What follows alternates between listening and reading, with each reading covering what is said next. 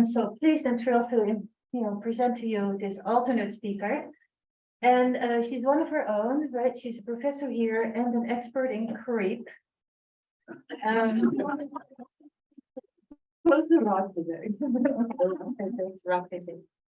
Professor Mulyukova got her bachelor's degree at the University of Oslo in 2009 in physics. And then she, thought like, well, what can I apply this physics to? And she found rocks, right, and geology. So she joined a group that is called Physics of Geology. Geological processes, yeah. Close enough. Okay. And she did a master's with them, also at the University of Oslo. And then she said, I want to learn more, I want to study more, I want to investigate more. She went to do a PhD at the Geoforschungszentrum in Potsdam, Germany. And she had 3 advisors, Stefan Sobolev,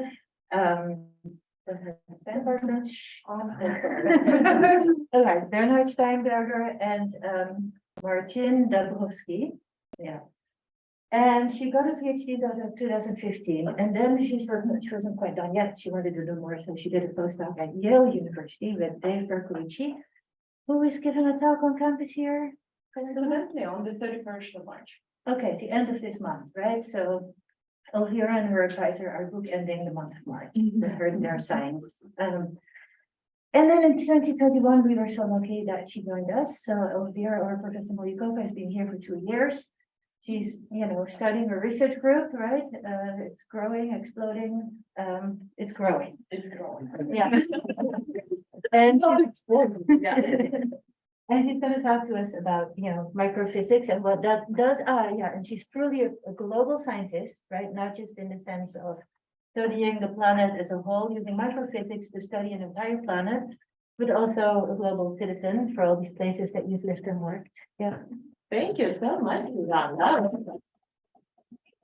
And that's all the time we've had. This was great. Thank you. 2 years. It hasn't quite been 2 years. I feel my tenure clock ticking.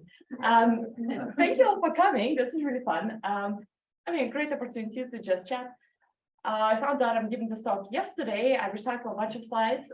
This is just very informal. If you have questions, ask questions. We're mostly here to just spend some time together, learn about what we do, and talk about some of my favorite things. Okay, so I'll talk to you a little bit about rock physics and planetary dynamics, and I'll focus mostly on Earth and why this is such an interesting place compared to other planets. So we'll touch a little on other planets too. My other part of the agenda, in addition to tell you all about physics, is to tell you what a theoretician does. Okay, so you saw this in the I get this question a lot. I think transitioning across disciplines from, physics to earth science, we have some astrophysicists in the room. We have, earth science itself is extremely broad. So I think crossing disciplines, we do have some communication work to do. It is often a difficult thing, not always kind of naturally occurring. So I don't know how obvious it is what people who do theoretical modeling actually do. What do we do with our blackboards and pen and papers when we, you go out in the field to experiments, we do this. So I'll try to elaborate a little more on that.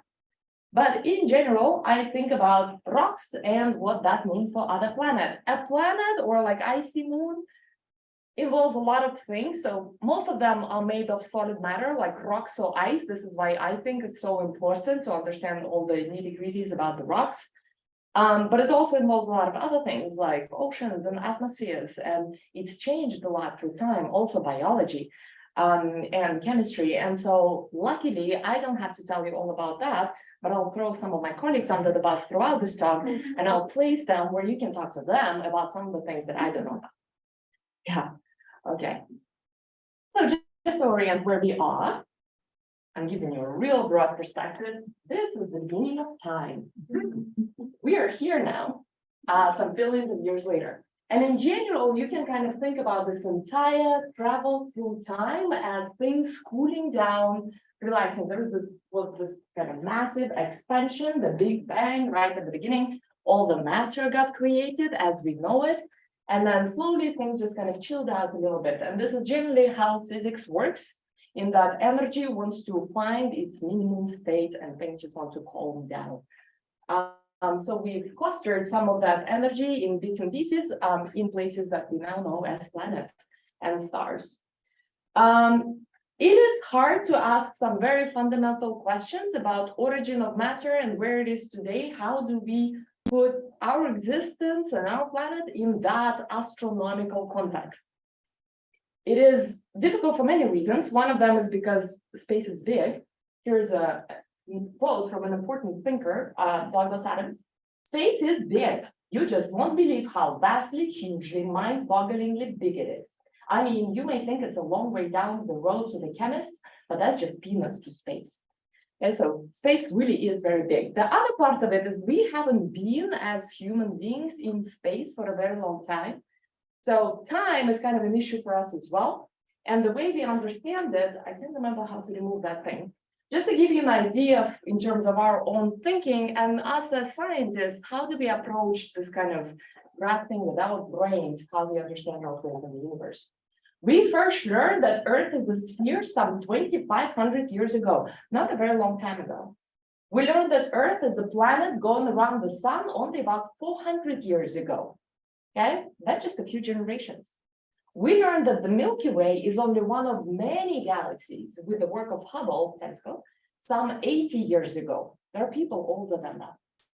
We learned that Earth's rocky surface moves and deforms through plate tectonics about 60 years ago, as fundamental as everything above. And that's what you get when you invite me to give a talk. But I do rank that as important as everything else. Anyway, 60 years. You know, there are people who learned in school that plate tectonics was not a thing.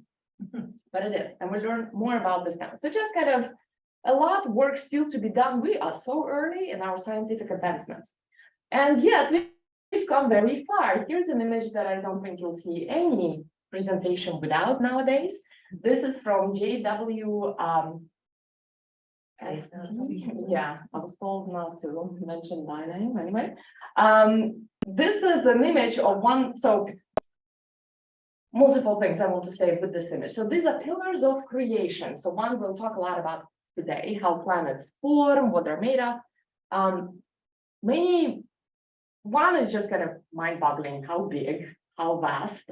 So try to always keep this picture in mind to get a little intuitively acquainted with it. Another, how far our technology has progressed for how far we can see. We're still working on it, but this is kind of state of the art of the high resolution of things that are incredibly far away. Another point I like to make with it is sometimes we say that we know more about distant galaxies than we know the inside of our own planet, okay, for many reasons. So a lot of technological advancement needed there as well. Hopefully that touches home with some of you. The other day, I went to watch a seminar by Suzanne. And she did this incredibly brave thing where she started her talk. It was about Marsquakes. And she started her talk by asking questions to the audience. And I thought, wow, bold move. You know, just like students don't always respond. And I don't assume audience would either, but I'll try. So why, super broad, almost philosophical question, why does it matter what's inside a planet? Why do we care? It's really hard to image, costs a lot of money. Why? Do you have any example whatsoever? Why should we even care what's inside our planet? It's a question. I have all day. Do you not care? Raise your hand if you care. Thank you. All right, why? Yeah. It determines what might squeeze out of it. Very good. Right answer. There are no wrong answers here, really. That's how you care. Any other reasons? Things that come out. Yeah, we interact with it all the time. Suzanne. It can gobble things up. It can gobble things up. Things can go down. You might want to know what has gone in there. Any other reason, Laura? It can tell you about the history of the planet. Excellent. History of the planet, how we got there still affects the present. Very good. Trish. It interacts with and modifies the surface environment, including the atmosphere that I kind of like to breathe. Yeah, we do enjoy breathing. Correct. And a lot of it comes from the inside too. Okay, very good. Not going to spend too much time on it, but I will ask you more questions. Here are some images of Earth. Earth has volcanoes. We've mentioned some of these things already. Things get squeezed out, things are coming down. Volcanoes, you may have seen some of those. You may have heard about things going on at Hawaii right now. So the fact that Earth has volcanoes, okay? You arrived at Earth yesterday, suddenly realize it has volcanoes. What does it tell you about the inside of the planet? A planet has volcanoes. What does it tell you? What are some of the inferences you can make from that? Nothing tells you nothing. Ready to look at? What's that? It's geologically active. It's geologically active. Very good. Any other? Andy? Heat budget. Heat budget. Do you want to elaborate on that? No. This thing in the back. Melting. What's that? Nothing called melting or the deformable materials. Yeah. Correct. There are deformable materials that can make their way out. It's also melting. And when it's melting, it sometimes means either the pressure is low or the temperature is high. It tells us that the planet is hot, geologically active. If it's geologically dead, it means like it's a cold piece of rock just floating through space. Our planet is not. It is very dynamic. It is active and it's hot on the inside. This is why we see all this hot stuff coming out. What planet is this? Mars. Very good, Mars. How do you know it's Mars? It's red. It's also red. It's also been very volcanically active. It's red because all this basaltic lavas that come to its surface had oxidized, kind of like metal rust, and turned the planet red. It's red. Mars also has the tallest volcano in the entire solar system. Why? Why Mars, of all planets, has the tallest volcano in the solar system? Am I allowed to answer? No. I know, but thank you. Make a wild guess. This isn't even a class. I'm not giving you a grade. Any ideas at all? Magic? Trish? I don't know from the inside out, but it says there's not much surface erosion. Not much surface erosion. Very good. Big part of it. Any other reasons? Something to think about. That's how we roll the surface away. Why else? Why is the tallest volcano on Mars? Maybe it's random. Yeah. That volcano must have volcanoed for a long time in one spot. It's been standing there in one spot for a long time. Probably not quite as mobile as surface. Another thing is Mars is also just really small. So gravity is small, so anything, including erosive processes that the gravity will do to you, it just doesn't do it as effectively on Mars. It's a small planet. Okay, I'm not stopping. So the less you talk, the longer I'm going to torture you through this. What planet is this? Venus. How do you know it's Venus?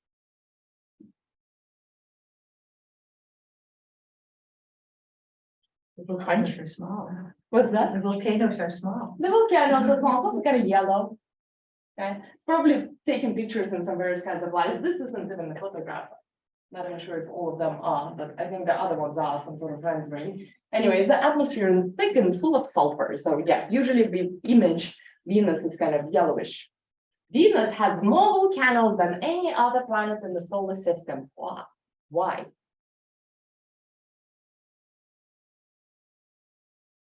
Real hot. Real hot. Correct answer. Venus is really, really hot. They all form, these are all our neighbors. Mars, Venus, we live on Earth. They formed at about the same time, through about the same process. I'll kind of rush through it in a second. And Venus, yet, still is very hot. Some of the things that prevents the planet from cooling too quickly is whatever is blanking it at the surface, which is usually the atmosphere and other stuff. All right, so hopefully that was enough warm up. I will now buckle up, take you very, very quickly through planetary formation. Planets form from nebula collapse. So we start off with some gas and clouds, they squish together. Some of it is gravity that just draws it together to form a star in the very middle. It acquires most of the material. All the other things, because it's also rotating, conservation of angular momentum, is collapsing all the stuff around it in this planetary, protoplanetary disk.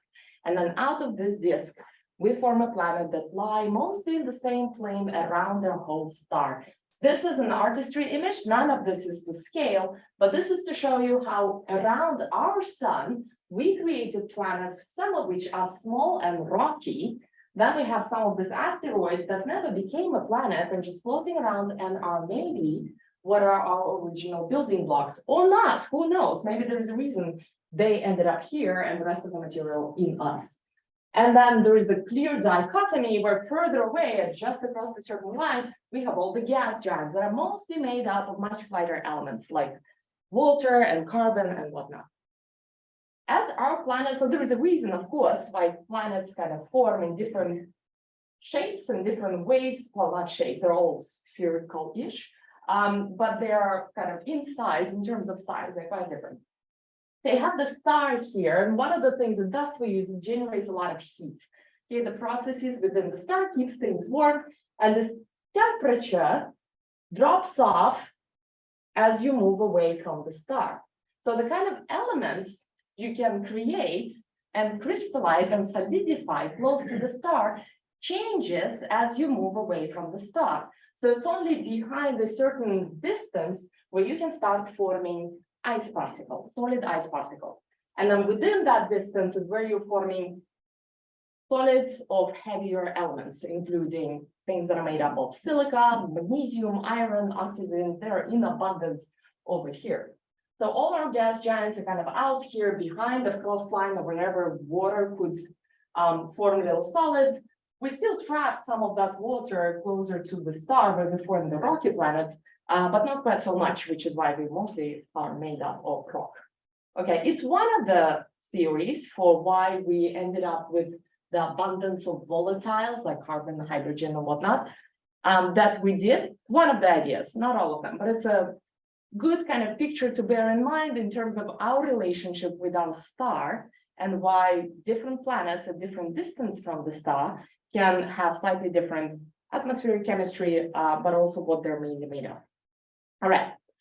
When the planets were forming, it was all quite dramatic and violent. Things were beating together and just kind of smashing together. These are all artist imageries, not just dust grains, but some like meter-sized objects and larger.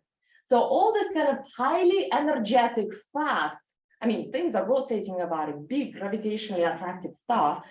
So they're going fast and they're smashing, and that's what made the planets. And this kind of impactors continue to arrive today. So in a way, we're not done. We're still kind of being accreted. One of these impacts killed the dinosaurs. Okay, so we do know they keep on arriving. That was an asteroid of about 10 kilometers size, about 66 million years ago. We also know that we've been bombarded by a lot of matter. If you look at our own moon is geologically dead mostly today, and this is why its surface preserved all the scars that it has seen as, you know, space of being bombarded by various asteroids. One of the points a theoretician always thinks about when we think about planetary accretion is what does it mean that we have all these floating high velocity objects smashing together to form the planet? And what we get out of it is, in any physical model, you have to conserve energy. So if you smash together a bunch of fast moving things, they're also radioactively active, because a lot of radioactive elements that are short-lived are heating all these things up. You end up with really hot objects, okay? All this energy is now trapped in there, inside your planetary objects, and is trying to go up to space. It is so hot on the inside of these protoplanets that they melt a lot of it and kind of segregate into various layers.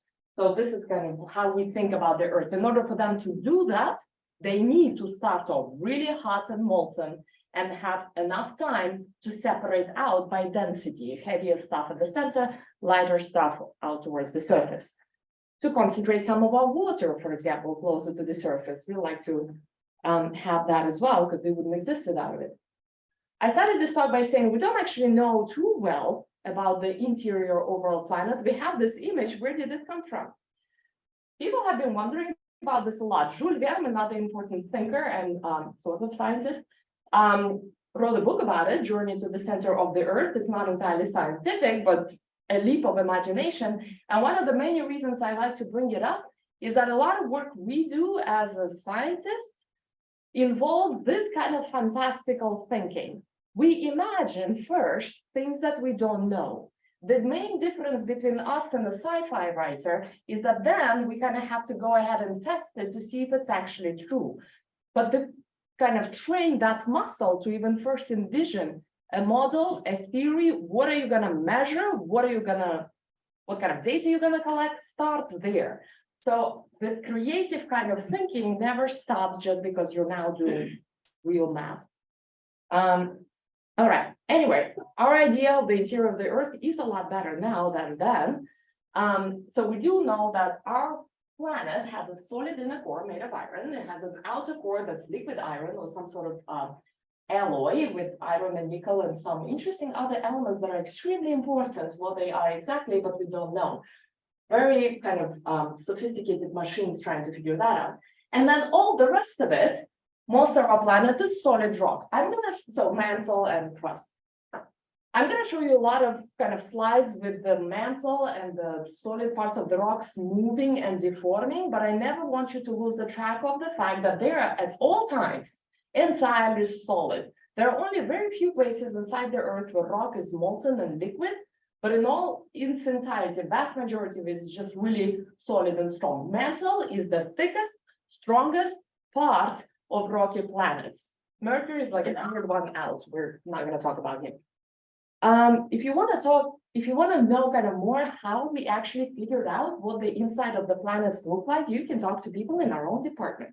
There's people who do some kind of interpretation of seismic waves that go through the Earth's interior and are able to interpret it in terms of what is actually inside of it. All right. Rocky planets cool by mantle convection. How do I remove this banner? The more dots. The three dots on more on the very right.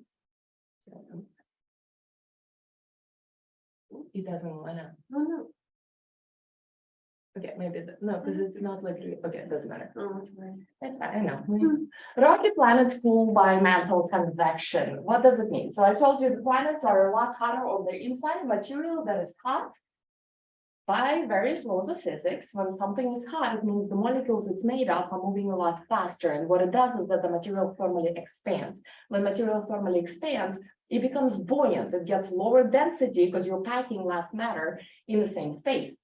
So when you heat something up, it thermally expands, becomes buoyant and wants to rise. And exactly, but opposite thing happens at the top. And so the way that goes down is that the material that is hot on the inside thermally expands, becomes unstable due to gravity, rises, and then everything that's cold falls. And that's happening on the inside of our planets. I know it looks like a liquid, it's not. It's a solid, but over a really long time kind of acts like a fluid. All right, so material that is hot moves to the surface, material that's cold cools down and moves down. I usually skip the part that I'm about to show you, but to kind of drive the point home that in order to do this kind of, in order to get this kind of understanding of what a planet might do on the inside, if I know its temperature, if I can kind of assume its composition, I need to do a physical theoretical model. I have some fundamental physical laws that I have to abide and express them mathematically to tell my computer what each part of the material needs to do. Is it going up or down? I need to know how my pressure varies in space. I need to know what my forces acting on it are, gravity, how temperature and composition affects it. I need to conserve mass and energy. I'm not Big Bang. I cannot just make matter. It all has to be there, whatever I prescribe to begin with. And then at the end, at the very end, this conservation of energy just tells you what the temperature is doing through time and how the planet cools. And the planet cools by moving hot stuff to the surface and cold stuff down. All these physical laws are extremely general. I can test them without knowing billions of years of Earth's evolution. I can test those exact laws in my own kitchen when I cook, because that's where I have heat conduction, diffusion, not as much radiation as well. I can do it by looking at Lake Michigan and seeing how the clouds form, where do they precipitate, what kind of shapes they take. Same laws, same fluid mechanics and thermodynamics. How matter falls, how fluids flow through pipes, why the sand piles take the shape that they take. All of these are material processes and physical laws that I can express in well-known mathematical equations and make all kinds of predictions for what things are going to do. One of our favorite kind of scientists that is also very funny, Richard Feynman, once said, allegedly, I could never actually find the source of that quote, that the main job of the physicist is to ask the question, and then what happens? Okay, so you kind of start with a set of laws, and then you play this game forward. All right, so that's the mantle. The mantle convects, and then I told you it's solid. I know it looks like a nuclear blast here, but really it is solid material coming up. And at the surface, we see this up and down motion as lateral motions of the plates that go up and down mid-ocean ridges, subduction zones. The planet is indeed geologically very active. And if you want to know more about what's happening exactly on the inside, you can ask those guys. That's Steve Jacobson. He spends most of the time thinking about this part. And then Craig Pina, who's also in the room, is also thinking about what does material experience, what kind of phases it takes, what do the solids look like as they traverse these extreme temperatures and depths and pressures.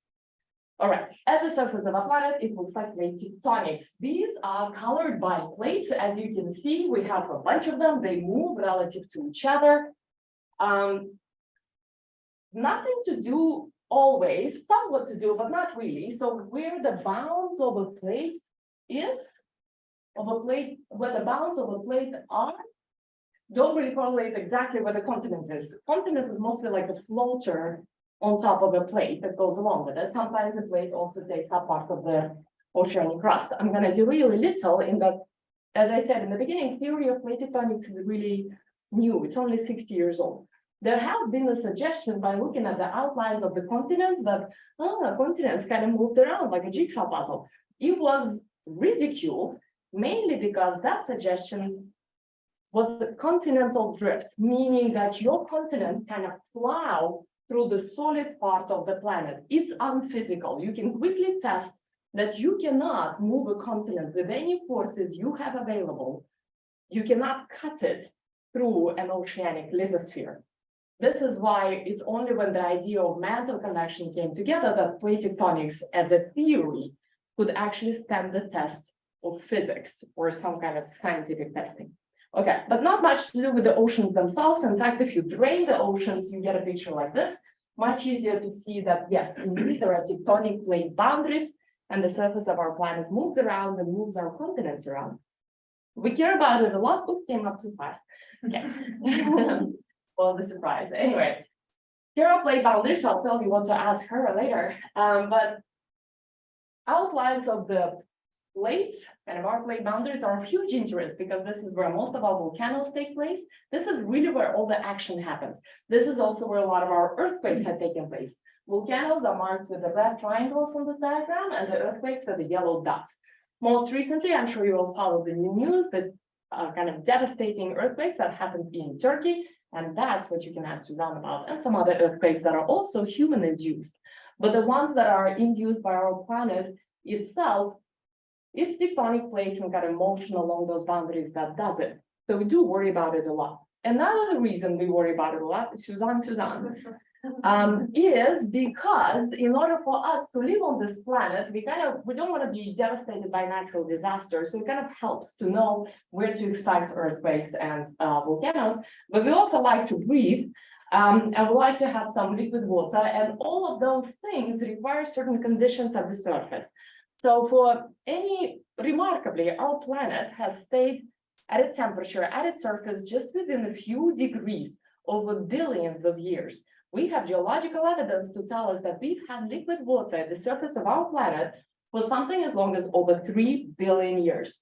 That had allowed time for cells to develop, for liquid water to exist in the first place, in all three states, as a water vapor, as liquid water, as ice. That is not a given. And given that the solar radiation has changed through time, our planet itself has cooled through time, to maintain remarkably stable conditions at the Earth's surface is kind of mind-blowing. And yet it's happening. And the way it's happening is because our solid interior is interacting with our volatile exterior, including the oceans and all the various good gases that are dissolved in it, and the atmosphere. Some of the volcanoes, the gases stuff up, some of it gets eroded and in gas back down. I don't know very much about it, but this department is full of people who can tell you about that. Okay, so busy in terms of understanding carbon cycling and the climate on our planet through time. I started by adding a few people and just realized, oh my God, everybody's doing it. This is what a busy field. Okay, could use some more rock physicists, I think. Anyway, yeah, so ask those guys about long-term carbon cycling and what it does for our habitability. And in general, what was the weather, okay, climate, sure, really long time ago on our planet. So they are the guys with all the evidence for it. I'm only here to make the point that it's important. Okay, but when the planets first formed and were really hot, most of that mantle was molten.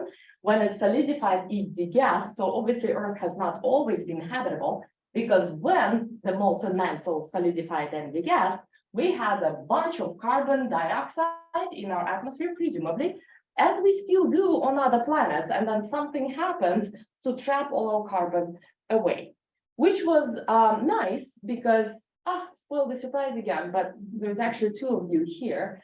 Dan kind of does that too. So some of the, I think, some of the gases at the Earth's surface are greenhouse gases.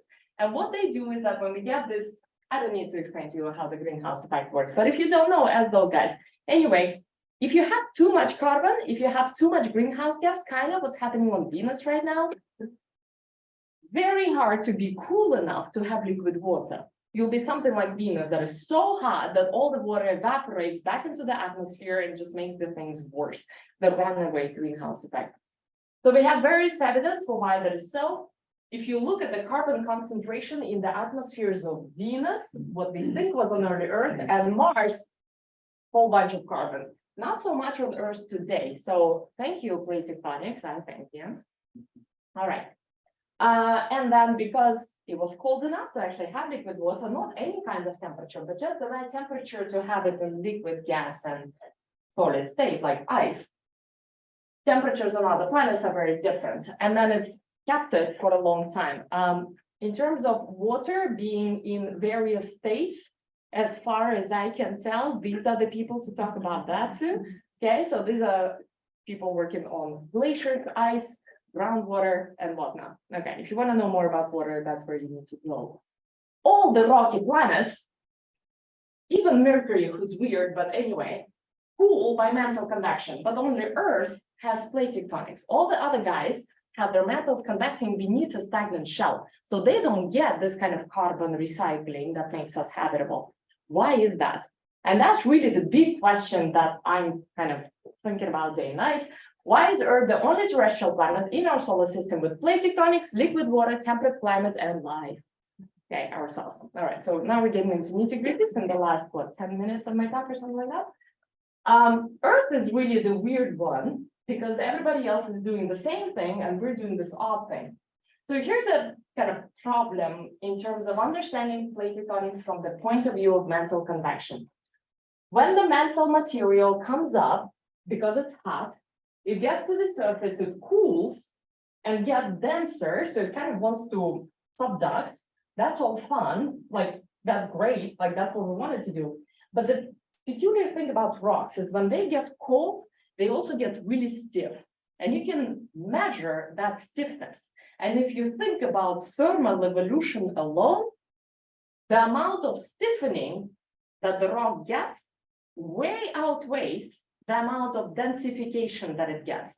So it's kind of dense and it wants to sink, but it's too strong. It can deform and get shot back into the mantle. There aren't forces available to bend it and put it back in. Okay, so even though it's cold, it's too strong. So something needs to happen to the rock on the planet for it to form something like a plate boundary that could be weak enough to get back into the mantle. None of the other plates are doing it, but Earth does. What is it about Earth's rocks that weaken them in just the right way? Okay, these are really the guiding question of my research.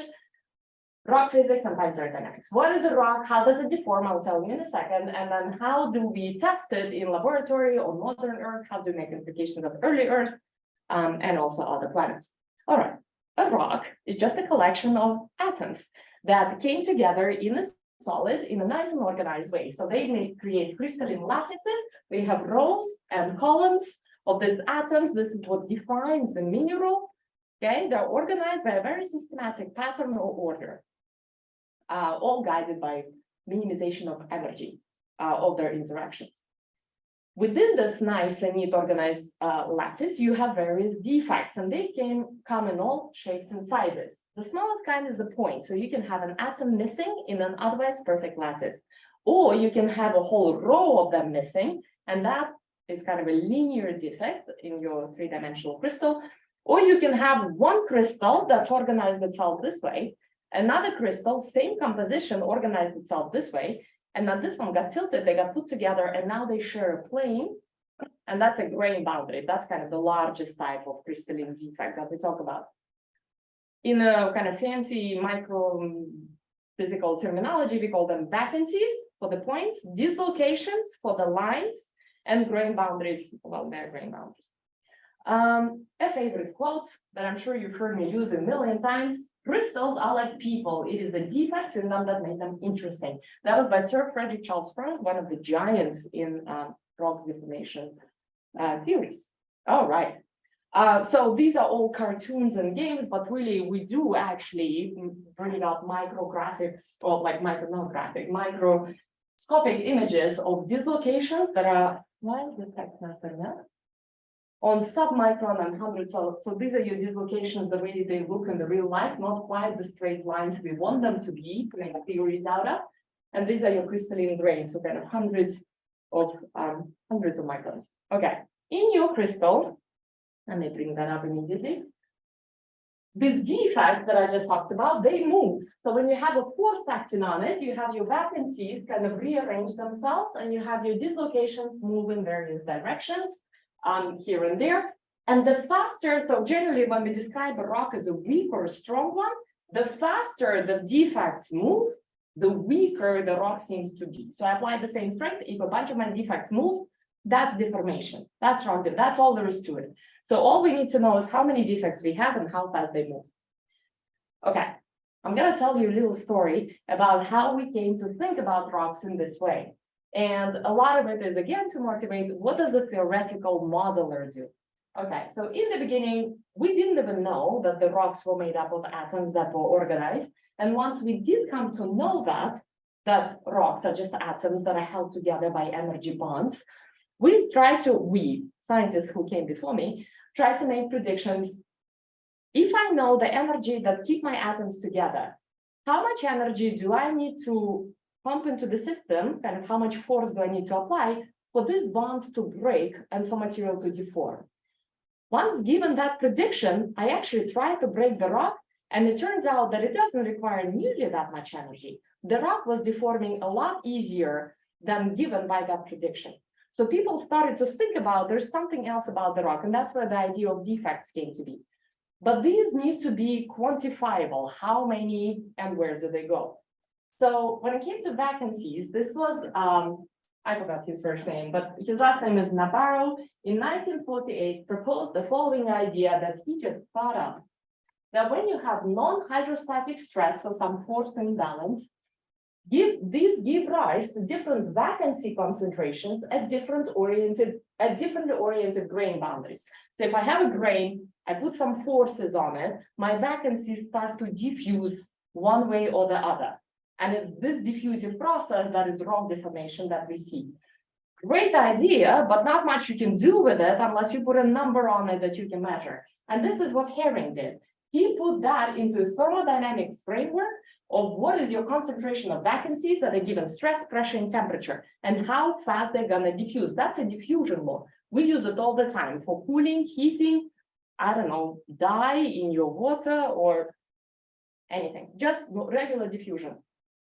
Came first the idea, then the mathematical formulation, and then 13 years later, by accident, they actually observed it in the experiment, which in the interest of time, I'm not going to go through with, but if you're interested, it truly was accidental when they deformed a particularly patterned rock and they saw the breaks and lines that told you that that's what happened, the flux of the vacancies. Anyway, dislocations is my favorite topic to think about lately.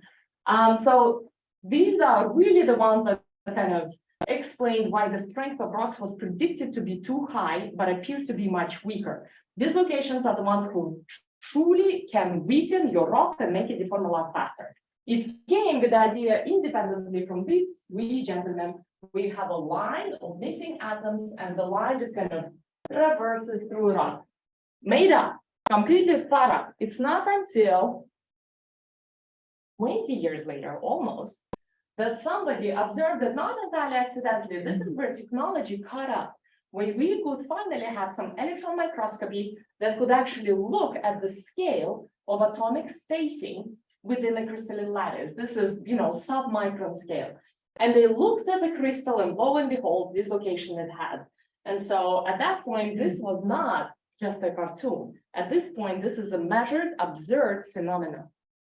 To this day, we have not developed the technology to see dislocations move in real time.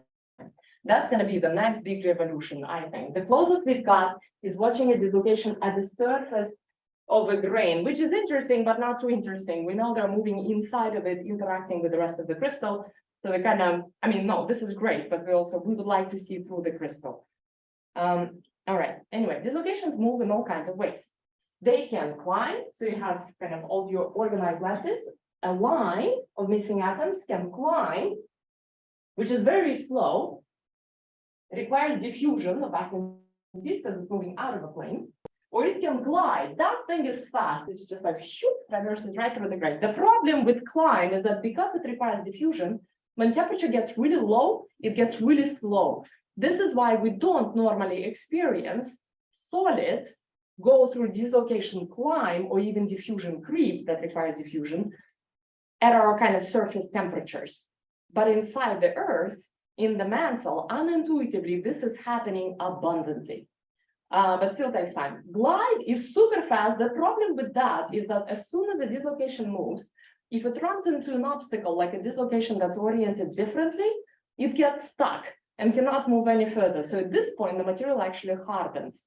So now your dislocation is kind of giving you more trouble than good.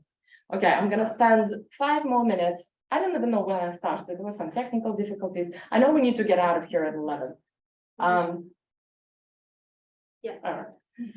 Oh my God, I know is it a minute? Okay, I'll take 20. No, okay, I'll stop. I know we need to leave at 11.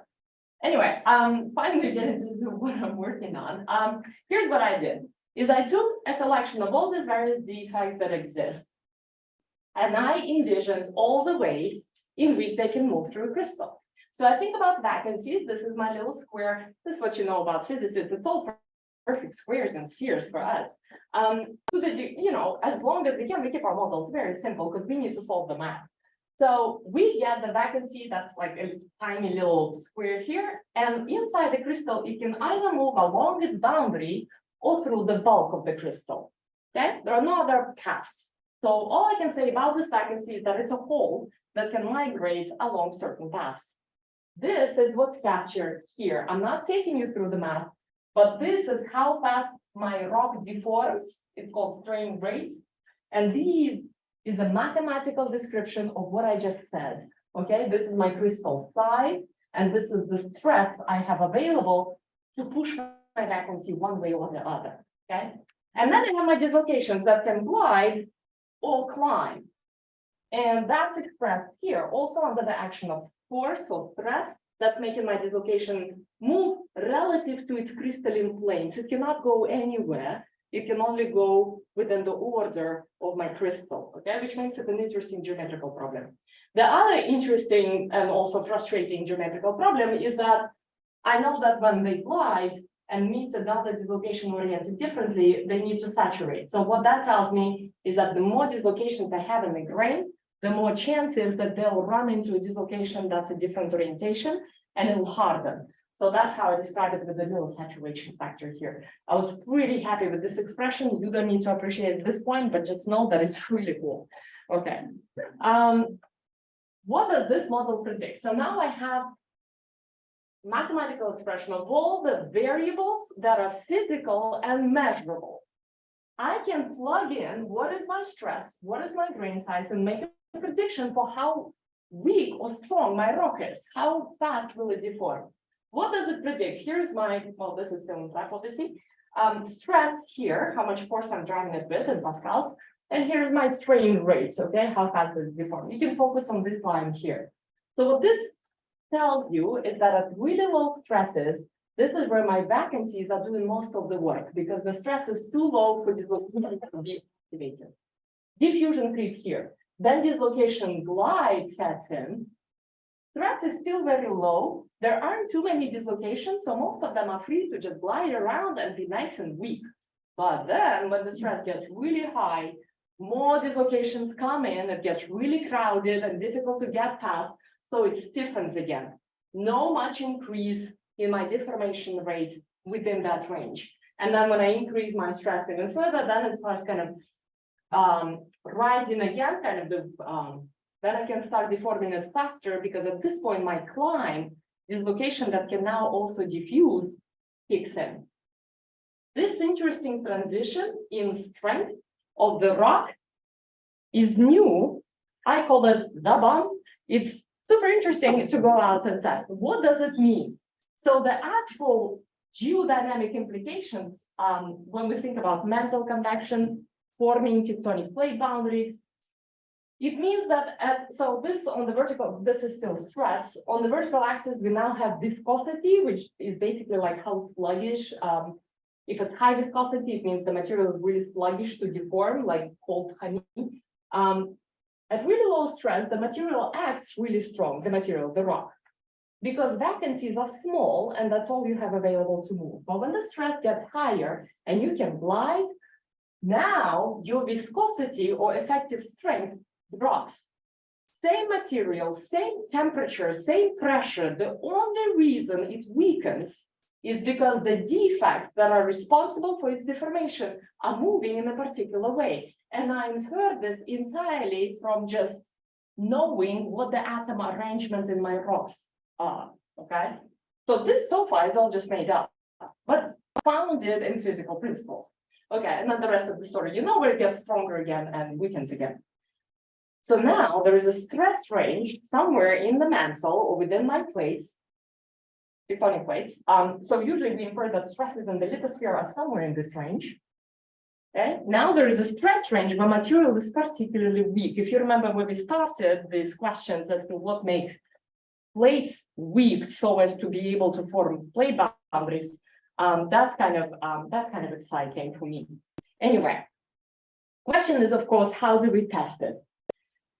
Because that's what at this point I could write a sci-fi novel and be done with it, but I do kind of want to make an impact on the scientific community as well. Rock deformation experiments. The beauty of a physical model is that I can make predictions about Earth and how plates and the mantles move, but I can also make predictions for kind of deformation settings within the experiment because the physics are universal. It's the same on Earth, on other planets, and in the lab. So that's what I did. I collected the data of what people did in the experiments and how strong their rocks were. And they asked me, do you see the bump? And I told them, have you seen your data? I cannot. I can see a bump if I want to, but this has been me pulling my hair out last year and still doing so this year, where the scatter, first of all, there isn't too much data to begin with, and the data that is there is kind of all over the place. Not taking you through the details of it. I'm just saying rock deformation and creep measurements are really hard to make at conditions that are tapping into this mechanism we're trying to test. What does it mean? It doesn't mean it's untestable. It just means as a theoretician, you need to go back to your model and start making predictions that can be tested with the data that is available, okay? It doesn't kind of relieve you of the duty. It's like, well, get me the data, I'll tell you if it's true. But no, we can make other predictions. And one of the places we can go is, okay, so maybe I can't tap into the experiments on the strength of the rock, but what I can do is I can look at their microstructure. Because my model can also predict how many dislocations you should have at any stress or temperature or other physical parameter. And those data are a lot fewer and therefore cleaner. So not good, but it's something. So I kind of started there, and this is where the work is at now. If I had another 15 minutes, I would have guided you through my model on dislocation density, which I want. I'm skipping through this. It involves energy conservation. Again, we started with very kind of fundamental principles. How much energy am I putting in? How many dislocations I can make in the first place? I'm just jumping through it. I look at the dislocation density evolution. This is another model. This model is actually already published. But this is like, I like showing this because a dislocation is a line, it bends, it kind of lengthens. So I took my entire dislocation density, just sources and sinks. How many dislocations come in? How many get healed? Okay, it's super simple in terms of a concept. And then mathematical expression of it is equally simple once you know what the symbols stand for. But there is nothing magical there. It's just instead of words and quantifiable. Okay, so I look at the other process and I put that into mathematical expression. You could trace them all back to original physics. And then I put that all together. Kind of looks like this. This is what gave the idea for the model. Those of you who are young enough to, sorry, old enough to remember that. Sorry, visitors. And then how we did test that? We can test this. What's the repetition doing in the field? I have nothing to do in the field, but I do go out there to talk to my friends who can then collect their data of how stress and dislocation density scales. And I can take my model at different grain sizes and see if my predictions match it. And they sometimes do, but some, oops, got too hard. Anyway, sometimes they do, and sometimes I predict a behavior that is beyond the experimental conditions. And that requires further work to see if we can match those other conditions too, but we don't have experiments for that yet. But this is where the two of us talk together, where I'm like, can you measure this? Can you deform it at this rate? And usually they say yes, but it takes many years. How do we test it? We can also look to other materials. So ice deforms easier, but it has its own complexity. So we're a little careful comparing ice and rocks, but we can learn a lot from other materials. That just means more data. And again, physics of the minerals is the same. So it should apply with variation of these physical parameters in both materials. We can also go out in the field and measure the microstructure, the grain size, the dislocation density, and know if we're right or wrong. And then we can take all these crystalline defects and make them, so a lot of these processes are extremely general. We can see how these crystalline defects are predicted to accumulate and weaken the rock. And that's a physical recipe for tectonic plates. And we can try to start making those predictions about the defects of how they operate at the tectonic forcings on a planetary scale. Okay, like ridges on Venus doesn't need to be Earth. Okay. I apply this to earthquake cycles. I know I'm out of time. I apply this to forming tectonic plate boundaries. I apply it to all kinds of other planets. And then eventually, hopefully, we can answer the question, why is tectonic regime on Earth different than on other planets? And I would be amiss to say that I do have students who work on that right now. That's Anne. You can ask her more about microstructural evolution, and she's doing post-glacial rebound and have a peculiar time scale for how Earth deforms to tap into some of this physics. And Trevor Dempsey, who's also in the room here, somewhere, who's also looked at how when the stress varies dramatically throughout an earthquake cycle, how the microstructure can respond to that. So you can dig more into that. I'm gonna leave you with these takeaways. You have no time for questions. I asked all the questions today.